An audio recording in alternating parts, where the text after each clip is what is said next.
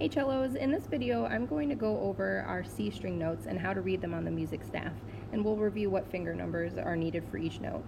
Now our C string notes, because they go below the music staff, we're going to need these lower ledger lines, and those are lines that extend the music staff so that we can read notes that are lower than what can fit on our 5 lines and spaces. Our very first C string note is our open C, and I need to draw 2 ledger lines, and I'm going to put the note with the second ledger line going through it. Now the way these ledger lines work is the farther away the note is from the music staff going down, the lower the note is. So sometimes people get confused and they're like, well, there's more lines, it must be more fingers, but it's actually farther away, so it's less fingers, it's a lower note. Okay, so that note is our C, 0 fingers. Now as we go higher, we're going to get closer to the music staff. So I'm going to draw 1 ledger line now and put it below that ledger line.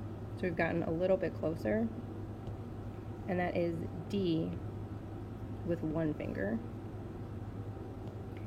D is a space note, so our next note has to be a line note.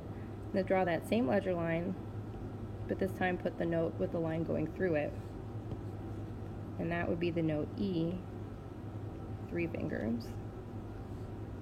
And our last note, no ledger line required, it goes in the space right below our bottom staff line, and that's the note F with 4 fingers. So as always, our space notes work out to be either first finger or 4th finger, and our line notes end up being either 0 fingers or 3 fingers. And the way to tell the difference between C and E, more ledger lines farther away from the music staff, a lower note, that would be our open C. And our E is a little bit closer, so it's 3 fingers.